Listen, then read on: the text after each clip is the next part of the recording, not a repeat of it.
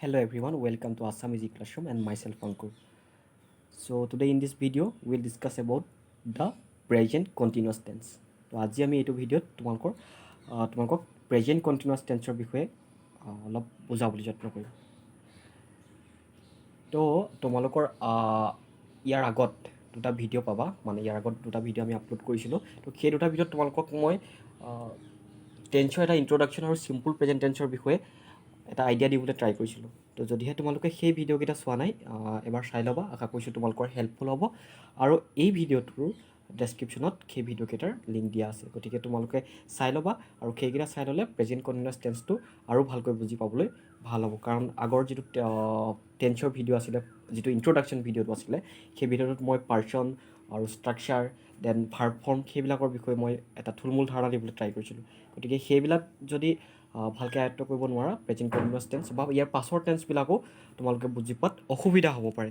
গতিকে প্লিজ তোমালোকে সেই দুইটা ভিডিঅ' এবাৰ চাই ল'বা, আৰু তোমালোকৰ যথেষ্টখিনি সহায় হ'ব বুলি মই ভাবোঁ।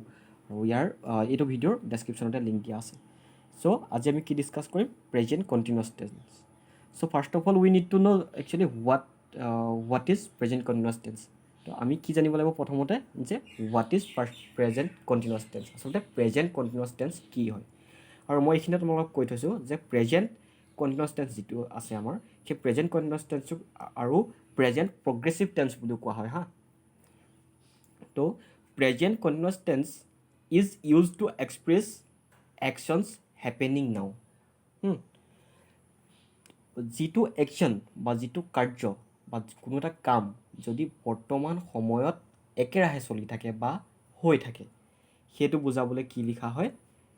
প্ৰেজেণ্ট কণ্টিনিউৱাছ টেন্স ব্যৱহাৰ কৰা হয়, সেই চেণ্টেন্সটো লিখা হয়।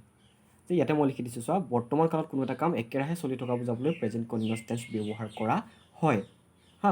It is also' called as present progressive. তো প্ৰেজেণ্ট কণ্টিনিউৱাছ টেন্সৰটো গতিকে আন এটা নাম কি আছে? Present progressive. গতিকে প্ৰেজেণ্ট কণ্টিনিউৱাছ টেন্স কেতিয়া ব্যৱহাৰ কৰা হয়? যেতিয়া কোনো এটা কাম একেৰাহে চলি থাকিব। ধৰা মই এখন চিঠি এখন লিখি আছোঁ, বা মই কিতাপ এখন পঢ়ি আছোঁ হা, বা মই তোমালোকক পঢ়াই আছোঁ। সেইটো লিখিবলৈ আমি কি লিখিম? Present continuous tense. মই পঢ়াও নহয়, মই পঢ়াই আছোঁ। সিহঁতে খেলি আছে হা, আমি খেলি আছোঁ। য'ত চু থাকে পাছত বা চে থাকে, তেওঁ কৰি আছে, আছোঁ যোনবিলাকত থাকিব। সাধাৰণতে সেই আছোঁ থকা প্ৰায়বিলাক হেৰিতে কি হয়? প্ৰেজেণ্ট কণ্টিনিউৱাছ টেন্স হয়। কিন্তু কিছুমান বেলেগ হয়, মই সেইবিলাক তোমালোকৰ পাছৰ যিবিলাক টেন্স বুজাই যাম তেতিয়া কৈ যাম, তোমালোকৰ বুজি পোৱাত সহায় হ'ব। গতিকে প্ৰেজেণ্ট কণ্টিনিউৱাছ টেন্সৰ একদম ধাৰণাটো কি হ'ল, যে কোনো এটা কাম বৰ্তমান সময়ত চলি থাকিব লাগিব, আমি তেতিয়াহে প্ৰেজেণ্ট কণ্টিনিউৱাছ টেন্স ব্যৱহাৰ কৰিব পাৰিম। মই খেলিছিলোঁ বুলি ক'লে সেইটো নহ'ব, মই খেলি আছিলোঁ বুলি ক'লেও নহ'ব, প্ৰেজেণ্ট কণ্টিনিউৱাছ টেন্স নহয়। প্ৰেজেণ্ট কণ্টিনিউৱাছ টেন্স কেতিয়া হ'ব? মই খেলি আছোঁ, মই সাঁতুৰি আছোঁ হা, সঞ্জীৱে দৌৰি আছে, সত্যজিতে খেলি আছে, অয়ন আকাশে পঢ়ি আছে। গতিকে সেইটো বুজাবলৈ কি লিখা হ'ব? Present continuous tense. তো ষ্ট্ৰাকচাৰ যিটো ইয়াৰ গঠন হয়, সেই ষ্ট্ৰাকচাৰটো আমি চাই লওঁ। Subject plus be verb. ইয়াতে বি ভাৰ্ব বুলি আহিলে আমি পাঁচটা বি ভাৰ্ব, যে কণ্টিনিউৱাছ টেন্সৰ কাৰণে পাঁচটা বি ভাৰ্ব লাগে আমাক। সেইকেইটা হৈছে এম, ইজ, আৰ আৰু was were. Was were past টেন্সত বহিব। গতিকে আমাৰ প্ৰেজেণ্ট কণ্টিনিউৱাছ টেন্সত কোনকেইটা বি ভাৰ্ব দৰকাৰ হ'ব? এম, ইজ আৰু are plus main verb in I N G form or present participle.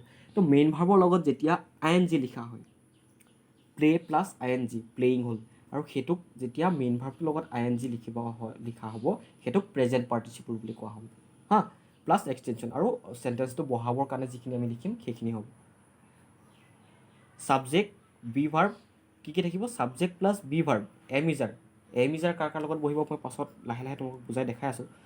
তো plus main verb in I N G form, subject plus be verb plus main verb in I N G form plus extension, যিটো চেণ্টেন্সটো বহাবৰ কাৰণে আমি যিখিনি লিখিম সেইখিনি থাকিব হা। গতিকে বি ভাৰ্ব কোনকেইটা বহিব? ইয়াতে এম, ইজ আৰু আৰ বহিব। মই কেইটামান এক্সাম্পল দিছোঁ চোৱা। I am writing a letter, আইৰ লগত চোৱা এম বহিছে, I am writing a letter. ৰাইটৰ লগত কি লাগিছে? লগত আই এন জি লাগিছে। উই আৰ প্লেয়িং ফুটবল, আমি ফুটবল খেলি আছোঁ। উই লগত কি লাগিছে তেতিয়াহ'লে? আৰ। যেতিয়া যি পাৰ্চনেই নহওক, যেতিয়া প্লুৰেল নাম্বাৰ হ'ব, উই ইউ দে যিয়ে নহওক যেতিয়া প্লুৰেল নাম্বাৰ হ'ব তেতিয়া তোমালোকে সদায় প্ৰেজেণ্ট কণ্টিনিউৱাছ টেন্সত আৰ লিখিবা, তাত কোনো ডাউট নাই। কিন্তু বাকীকেইটাত ছিংগুলাৰ নাম্বাৰকেইটাত অলপ বেলেগ হয়। তো আই এম ৰাইটিং হ'ল ইয়াত কিন্তু উই আৰ প্লেয়িং ফুটবল। তেনেকৈ উই আৰ ৰাইটিং এ লেটাৰো হ'ব কিন্তু। ইউ আৰ লাফিং, তুমি হাঁহি আছা। He is going to school, তেওঁ স্কুললৈ গৈ আছে। নীলিম ইজ ইটিং, নীলিমে খাই আছে। আমি কি খাই আছে কোৱা নাই, তেওঁ বেলেগ ভাতো খাই থাকিব পাৰে, অন্য কিবাও খাই থাকিব পাৰে। গতিকে নীলিমে খাই আছে, নীলিমে খাই আছেতো বুজাবলৈ আমি কি টেন্স ব্যৱহাৰ কৰিছোঁ? Present continuous tense. গতিকে যিবিলাক ঘটনা বৰ্তমান কালত বা বৰ্তমান সময়ত একেৰাহে চলি থাকে সেইবিলাক বুজাবলৈ কি টেন্স ব্যৱহাৰ কৰা হয়? Present continuous tense. C is dancing, তাই নাচি আছে। গতিকে চিৰ লগত ইজ বহিছে। গতিকে আমি গম পালোঁ কি যিটো আমাৰ ধাৰণা প্ৰেজেণ্ট কণ্টিনিউৱাছ টেন্সৰ যিটো ধাৰণা সেইটো কি হয়? Present continuous tense is use to express actions happening নাও, যিটো ঘটনা বৰ্তমান সময়ত একেৰাহে চলি আছে সেইটো বুজাবলৈ প্ৰেজেণ্ট কণ্টিনিউৱাছ টেন্স লিখা হয়। হ'ল। আৰু ষ্ট্ৰাকচাৰটো কি আছে? Subject plus be verb plus main verb in I N G form plus extension. তো মই উদাহৰণকেইটা তোমালোকক দিলোঁ। দেন কনজুগেশ্যনটো চাই লোৱা, তোমালোকৰ য'ত ভুল হ'ব পাৰে সেইটো চাই লোৱা। তো মই যিটো তোমালোকৰ ফাৰ্ষ্ট ভিডিঅ' আছিলে যিটোত মই টেন্সৰ এটা আইডিয়া দিব ট্ৰাই কৰিছিলোঁ, তাত তোমালোকক মই পাৰ্চনৰ কথা কৈছিলোঁ। ফাৰ্ষ্ট পাৰ্চন কোনটো হয়, ছেকেণ্ড পাৰ্চন কোনটো হয়, থাৰ্ড পাৰ্চন কোনটো হয়, আৰু ছিংগুলাৰ প্লুৰেল নাম্বাৰৰ বিষয়েও মই কৈছিলোঁ। গতিকে কিহৰ কথা কৈছিলোঁ মই? ফাৰ্ষ্ট পাৰ্চনৰ কথা কৈছিলোঁ, second person, third person, singular number, plural number সকলো কথা কৈছিলোঁ। তো ইয়াতে আমাৰ কি হ'ব চোৱা এতিয়া, ফাৰ্ষ্ট পাৰ্চন আই লগত আমি কি বিভাৰ্ব লিখিব লাগিব? এম। কিন্তু উই লগত প্লুৰেল নাম্বাৰ হ'লে যি নাম্বাৰেই হওক, যি পাৰ্চনেই হওক, প্লুৰেল নাম্বাৰ হ'লে যি পাৰ্চনেই নহওক কিয় আমি আৰ লিখিব পাৰিম। কিন্তু যেতিয়া ছিংগুলাৰ নাম্বাৰৰ কথা আহিব, ফাৰ্ষ্ট পাৰ্চন হ'লে এম লিখিব লাগিব। ফাৰ্ষ্ট পাৰ্চন ছিংগুলাৰ হ'লে আমি কি লিখিম? এম।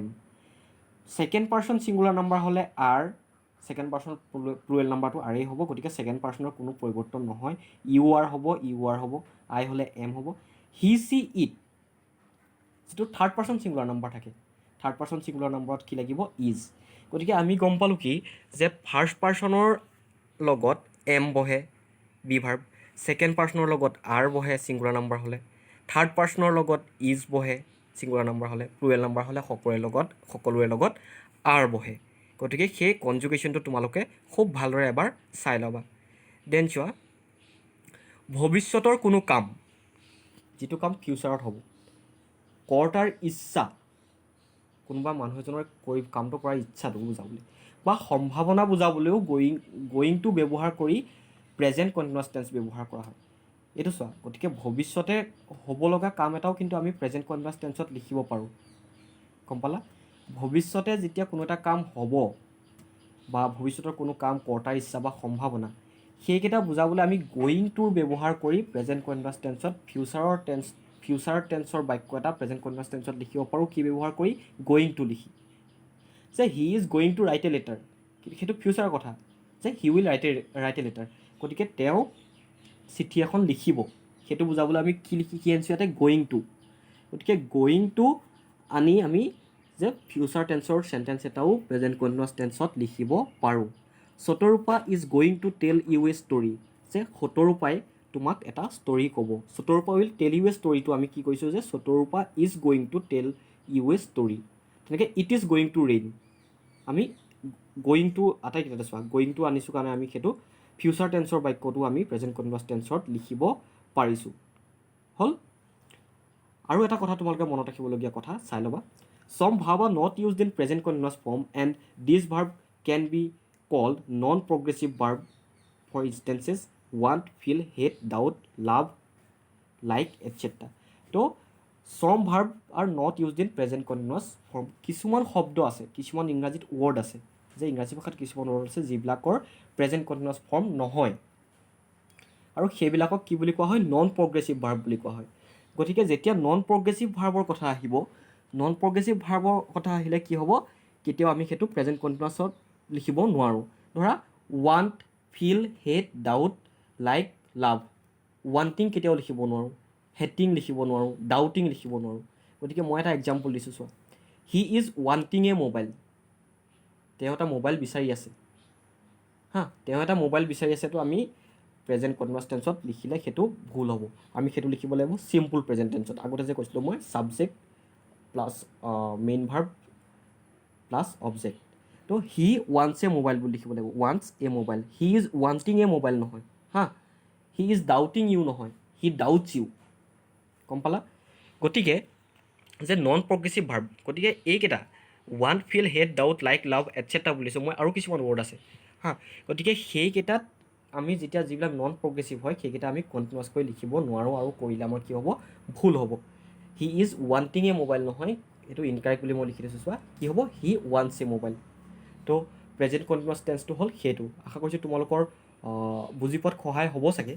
তো মই আকৌ এবাৰ কৈ দিছোঁ চোৱা, যে what is present continuous tense? The present continuous tense is used to express actions happening now, which is also called present progressive. যে প্ৰেজেণ্ট কণ্টিনিউৱাছ টেন্সক প্ৰেজেণ্ট প্ৰগ্ৰেছিভ বুলি কোৱা হয়, আৰু বৰ্তমান কালত যিবিলাক ঘটনা ঘটি আছে বা একেৰাহে হৈ আছে সেইবিলাক বুজাবলৈ প্ৰেজেণ্ট কণ্টিনিউৱাছ টেন্স ব্যৱহাৰ কৰা হয়। ষ্ট্ৰাকচাৰটো হ'ব কি ইয়াৰ, subject plus be verb, be ভাৰ্বৰ কি কি থাকিব, am is are, main verb in I N G form plus extension. তো মই এক্সাম্পলকেইটা আকৌ এবাৰ পঢ়ি দিছোঁ। I am writing a letter, you are playing football, you are লাফিং, he is going to school, Nelim is eating, she is dancing. কনজুগেশ্যনটো মই কৈয়ে দিছিলোঁ তোমালোকক, আই লগত এম হয়, উই লগত আৰ হয়, ইউ লগত আৰ হয়, ইউ লগত আৰে হয়, হি চি ইট বা মানুহৰ নাম থাকিলে, নীলিম হ'লে, কনচেং থাকিলে, বা অন্য কাৰোবাৰ নাম থাকিলে, দেৱজিৎ থাকিলে, বা ৰাম থাকিলে, ৰহিম থাকিলে, যোনেই নহওক, যদি ছিংগুলাৰ নাম্বাৰ হয় কি হ'ব, ইজ হ'ব বি ভাৰ্বটো, আৰু ডে হ'লে আৰ হ'ব। আৰু গোয়িংটোৰ ব্যৱহাৰটো তোমালোকে খুব ভালদৰে জানি ল'বা, যে গোয়িংটো ব্যৱহাৰ কৰি ফিউচাৰ টেন্সৰ বাক্যও আমি প্ৰেজেণ্ট কণ্টিনিউৱাছ টেন্সত লিখোঁ। He is going to write a letter, Shatarupa is going to tell you a story, it is going to rain.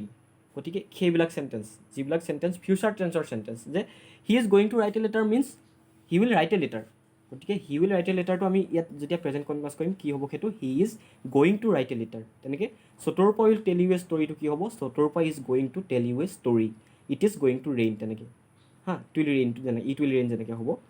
তো নন প্ৰগ্ৰেছিভ ভাৰ্বৰ কথা ক'লোঁ, যে মই দেয়াৰ আৰ চাম ভাৰ্ব ইন ইংলিছ যে which are not used in present continuous form, যে যিবিলাক কিছুমান শব্দ আছে, ইংৰাজী ৱৰ্ড আছে যিবিলাক প্ৰেজেণ্ট কণ্টিনিউৱাছ ফৰ্মত নবহে। আৰু এণ্ড দিছ ভাৰ্বছ মইতো ভাৰ্ব লিখিলোঁ, so' this verbs can be called non progressive verb. গতিকে এই ভাৰ্ববিলাকক কি বুলি কোৱা হয়, নন প্ৰগ্ৰেছিভ ভাৰ্ব বুলি কোৱা হয়। ফৰ ইনষ্টেঞ্চেছ, উদাহৰণস্বৰূপে want, feel, hate, doubt, like, love and so' forth. তো আৰু ঢেৰ কিবা কিবি আছে। গতিকে সেই যিবিলাক ৱান্ট থাকিব, হেট থাকিব, ডাউট থাকিব, সেই ৱৰ্ডবিলাক কি হয়, নন প্ৰগ্ৰেছিভ ভাৰ্ব হয়।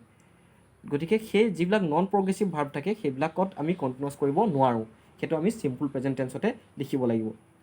তো মই উদাহৰণটো আকৌ এবাৰ কৈ দিছোঁ, যে he is wanting a mobile কেতিয়াও আমি লিখিব নোৱাৰোঁ, আমি লিখিব লাগিব কি, হি ৱান্টছ এ মোবাইল। গতিকে প্ৰথম কথা তোমালোকে ষ্ট্ৰাকচাৰটো জানি ল'বা।